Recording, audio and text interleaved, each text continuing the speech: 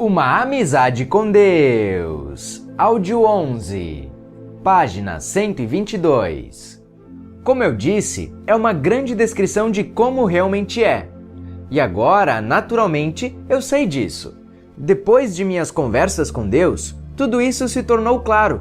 Mas naquela época, pensei que fosse simplesmente outra chance. Quando um dos nossos melhores talentos, um sujeito chamado Johnny Walker, deixou a estação 2 meses depois da minha chegada para assumir um emprego em Richmond, Virgínia. Logo depois, Dean, o patrão de Johnny em Richmond, se demitiu para trabalhar em uma companhia que tinha comprado em Anápolis. Johnny Walker não quis sair de Richmond, mas falou que conhecia um talento novo, jovem, que Dean poderia usar para dar uma boa contribuição à estação de Anápolis. Esse talento novo e jovem era eu. Parti imediatamente para a costa leste, minha mãe torcendo as mãos, pedindo a meu pai que me detivesse. Meu pai disse: "Deixe o garoto ir, está na hora dele."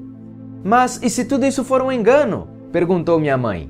"Então será um engano," respondeu meu pai com simplicidade. "Ele sabe onde estamos." Cheguei a Anápolis em agosto de 1963, faltando um mês para completar 19 anos. Meu salário inicial era $50 por semana, mas, puxa, estava numa rádio de verdade. No meu 21º aniversário, tinha me tornado o gerente de produção da estação, encarregado de todos os comerciais. Estou lhes contando essas histórias, e essa em particular, porque quero que vocês vejam como Deus age em nossas vidas, como temos de fato uma amizade com Deus e nem sequer sabemos disso. Quero mostrar como Deus se utiliza de pessoas, lugares e acontecimentos para nos ajudar em nosso caminho.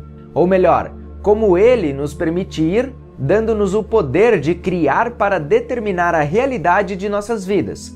Embora eu não pensasse assim naquela época. Em 1966, consegui o emprego de gerente de produção numa estação de rádio numa cidade bem ao sul, cujo nome não vou dizer para não irritar seus atuais residentes.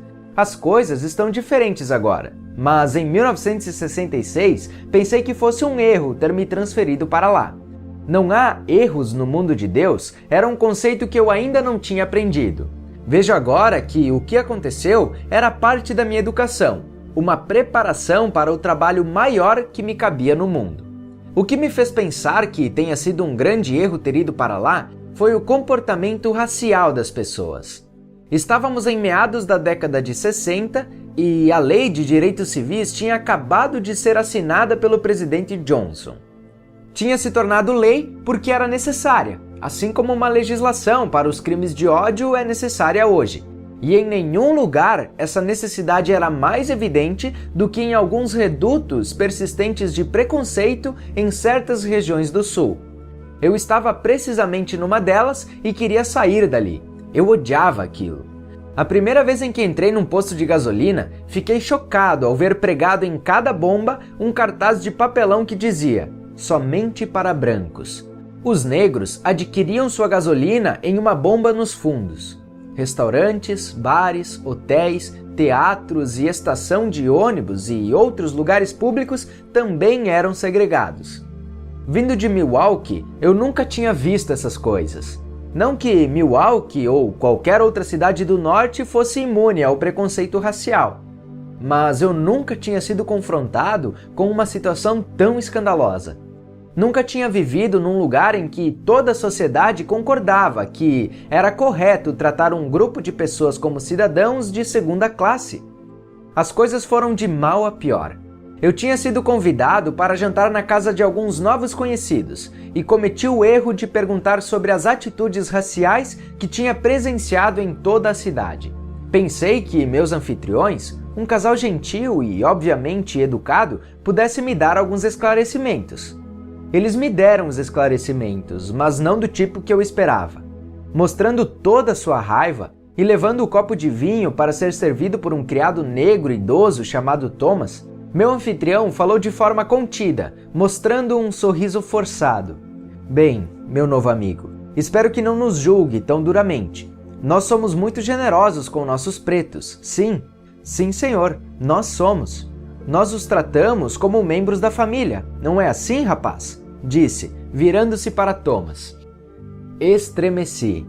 O homem não tinha consciência do que estava fazendo. Thomas, no entanto, não era tão inconsciente. Murmurou. É verdade, capitão, é verdade. E silenciosamente deixou a sala. Hoje, quando vejo uma injustiça gritante, meu primeiro impulso não é afastar-me, mas ir ao encontro dela, tentando entender o que a provoca e procurando fazer alguma coisa para ajudar a amenizá-la.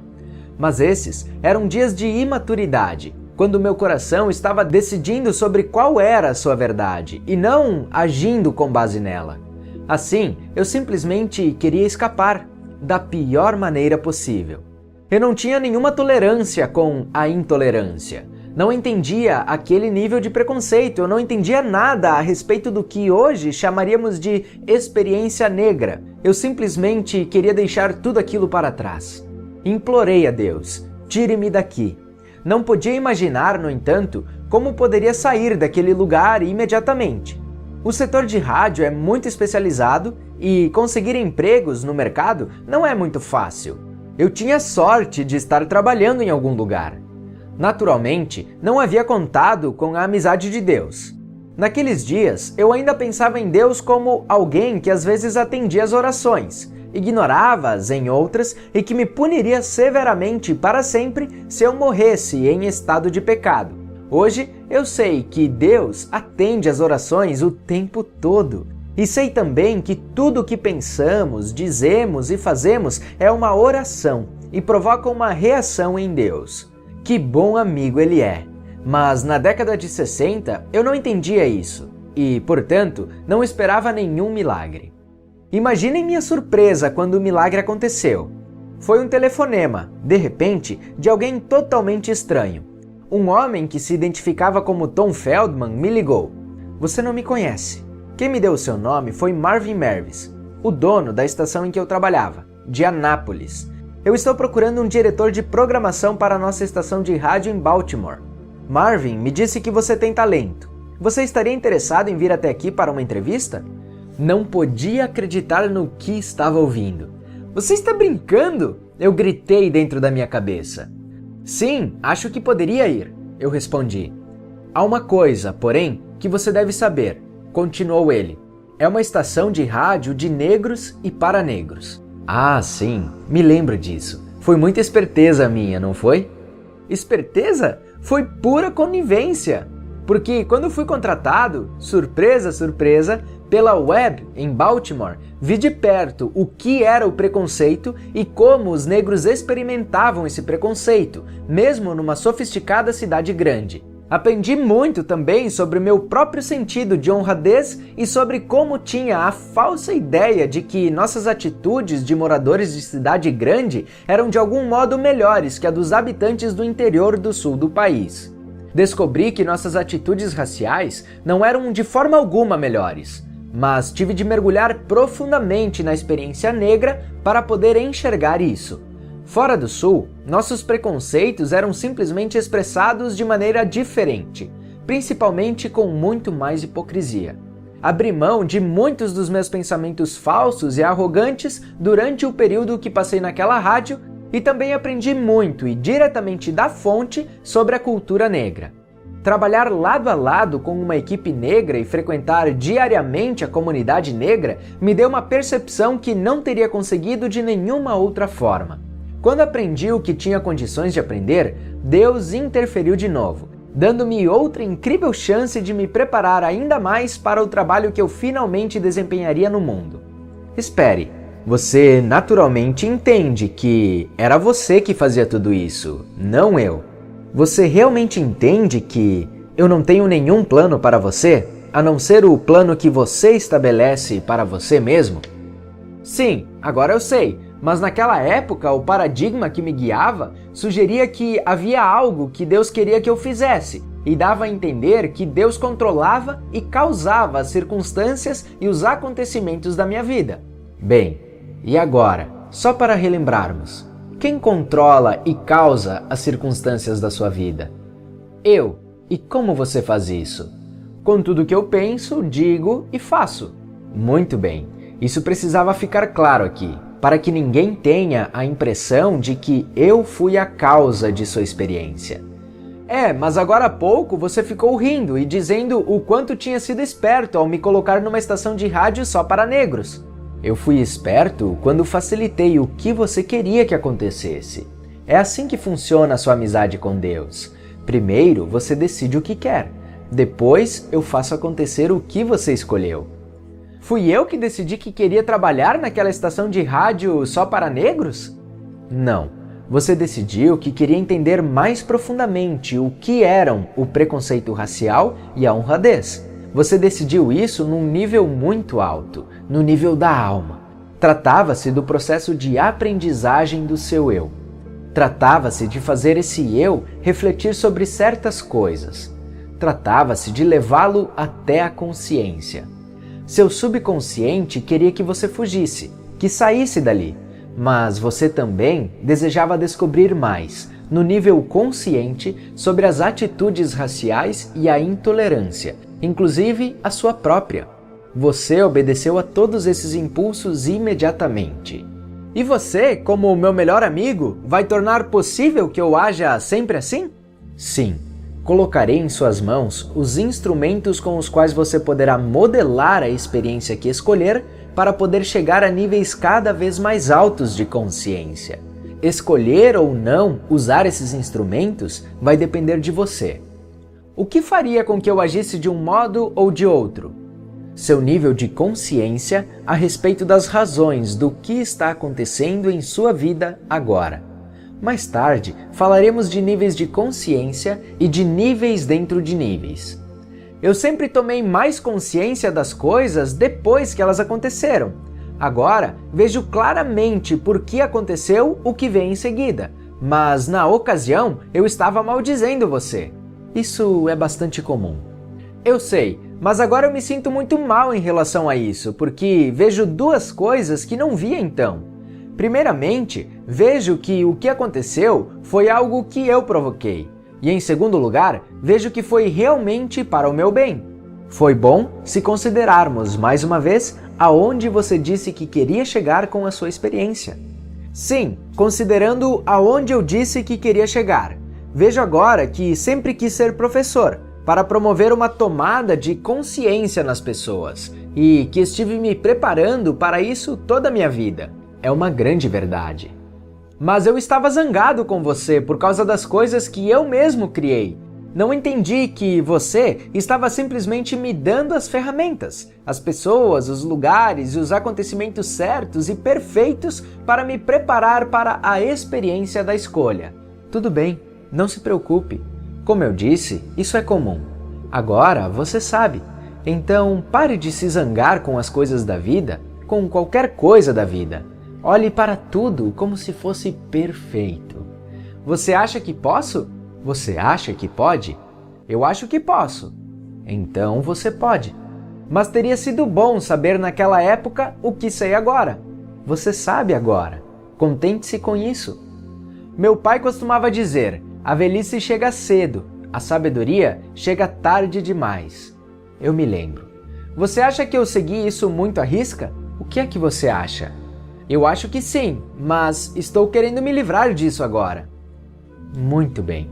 Então, volte ao ponto em que, como você disse, eu interferi, permitindo que você se preparasse cada vez mais para o trabalho que já tinha decidido fazer no mundo. Bem, depois de viver a experiência que me estava destinada no rádio, rapidamente fiz com que me tirassem de lá. Tudo aconteceu muito rapidamente. Um dia, a estação me pediu que deixasse o posto de diretor de programas e me tornasse um vendedor de publicidade. Acredito que os proprietários não achavam que eu estivesse me saindo muito bem como diretor de programas, mas não queriam me demitir sumariamente e, assim, me deram uma nova chance de permanecer empregado.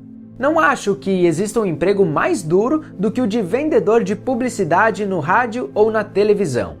Ficava permanentemente implorando um momento do dia de algum empresário a fim de vender meu peixe, tentando, tanto quanto podia, convencê-lo a fazer algo que ele não queria de modo algum fazer. Quando ele capitulava e decidia gastar alguns dólares em um comercial, tinha de trabalhar dobrado para agradá-lo, criando anúncios vivos e eficazes. E finalmente, me preocupar loucamente com os resultados para que ele continuasse anunciando. Eu recebia um adiantamento por conta de comissão, como acontece com os vendedores na maioria das vezes. E a cada semana em que não vendia minha cota, me sentia culpado por estar sendo pago por algo que não conseguia fazer, e furioso, achando que ia ser demitido. Isso não chegava a criar uma atitude positiva quando saía todas as manhãs para trabalhar. Lembro-me de um dia em que fiquei sentado no carro dentro do estacionamento de um shopping center onde ia fazer uma visita surpresa. Eu detestava essas visitas, detestava meu novo emprego e odiava a mim mesmo por ter me metido naquilo, embora não me parecesse ter muita escolha. Eu me casara pouco antes de ir para o sul e meu primeiro filho estava a caminho. Sentado naquele carro, infeliz e furioso, soquei o volante uma vez mais, exigindo de Deus, dessa vez gritando de fato em altos brados: "Tire-me disso!" Alguém passou pelo carro, me olhou de forma estranha e em seguida abriu rapidamente a porta. "O que aconteceu? Você ficou trancado?" Sorri, envergonhado, me recompus e caminhei com dificuldade para a loja. Perguntei se podia ver o gerente ou o dono e, de volta, recebi a pergunta: "Você é vendedor?" Quando disse sim, imediatamente ouvi: "Ele não pode recebê-lo agora." Isso já acontecera muitas vezes e eu abominava as palavras "sou um vendedor". Eu me arrastei até o carro e fui direto para casa, em vez de me dirigir ao próximo cliente. Não podia suportar nem mais um dia e, no entanto, não tinha coragem de me demitir. Na manhã seguinte, quando soou o terrível sinal do despertador, virei-me bruscamente para desligá-lo. Foi quando a dor me atingiu. Foi como se alguém tivesse me apunhalado nas costas.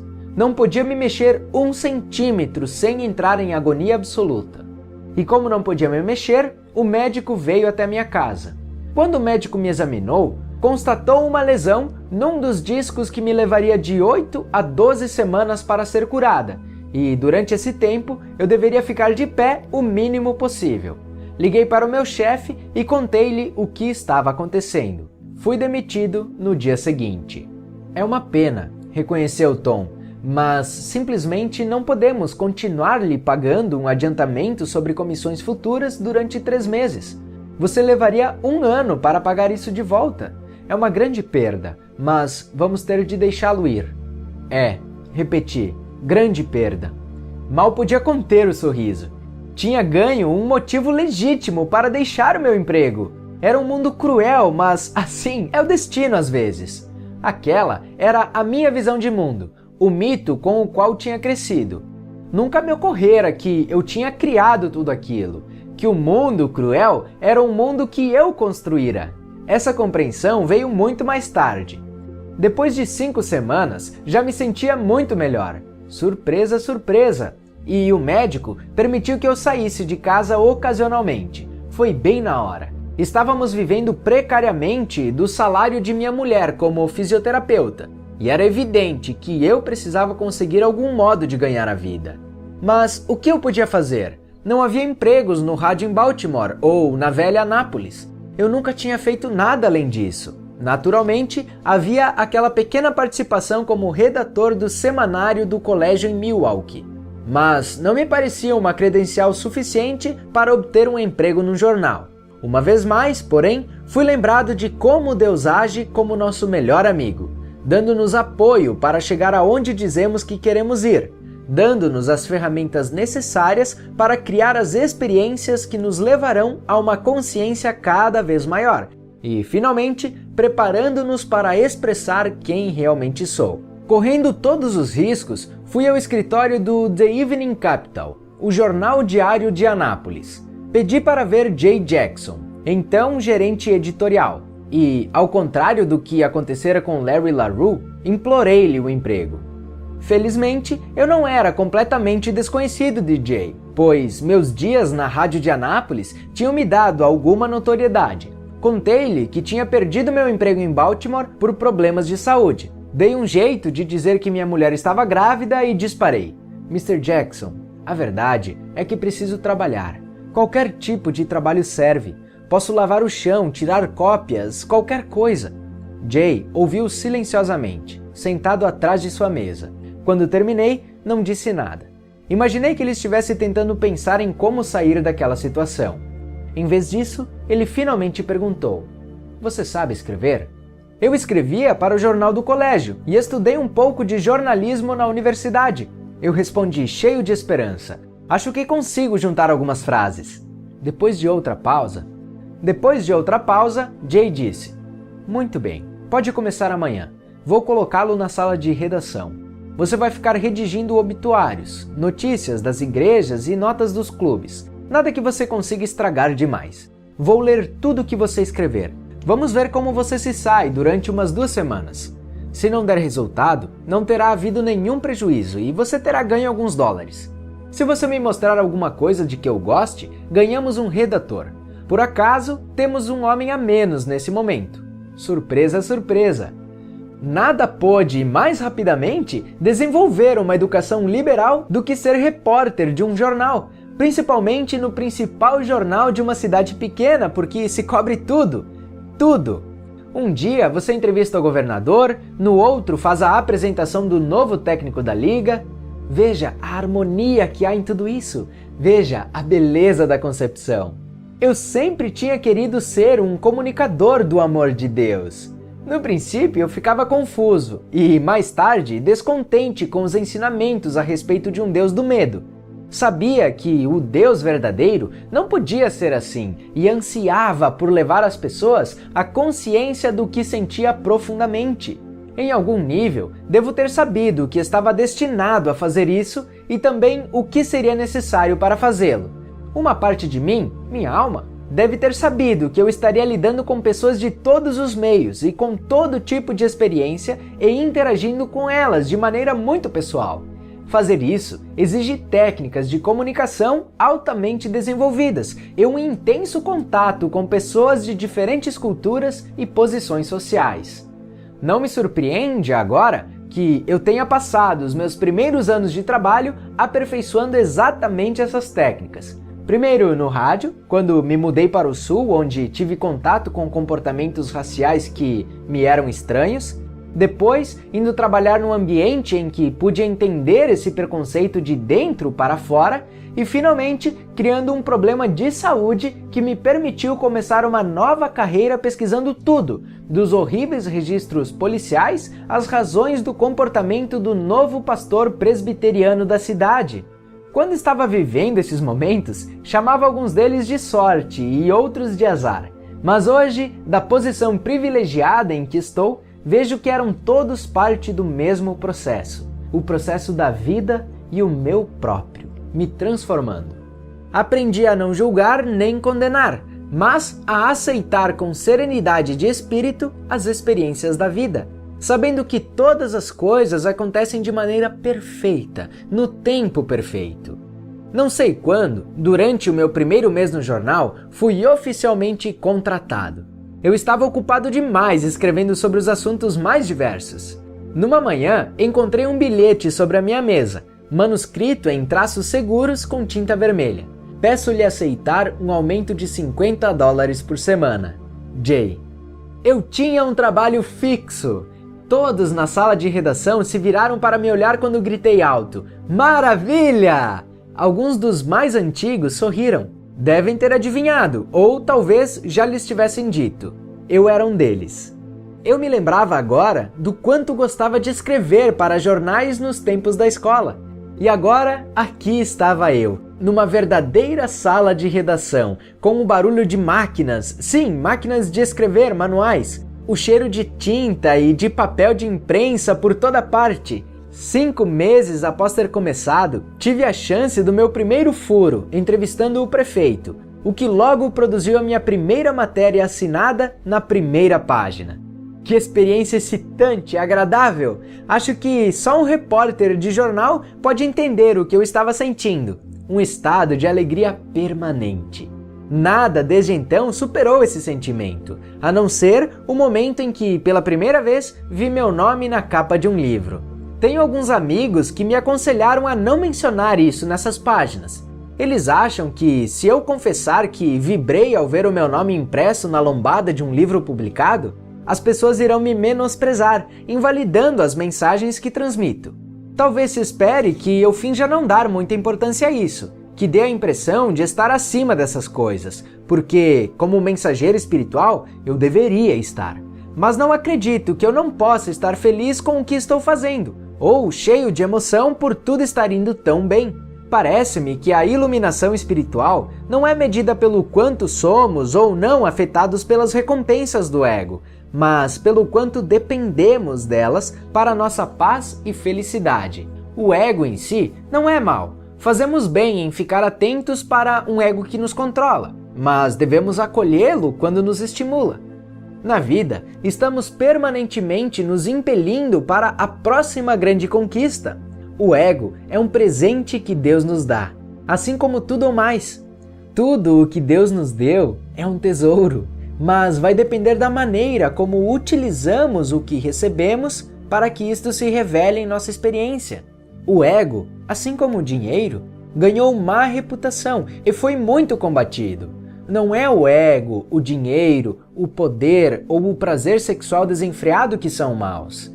É o mau uso que fazemos dessas coisas que nos prejudica, que não revela o que realmente somos. Se essas coisas em si mesmas fossem más, por que Deus as teria criado? De modo que me sinto bem admitindo que vibrei ao ver a minha primeira matéria assinada na primeira página do The Evening Capital, e por reconhecer que ainda vibro hoje cada vez que vejo o meu nome na capa de um livro novo, embora continue dizendo que esses livros não foram escritos por mim, mas através de mim.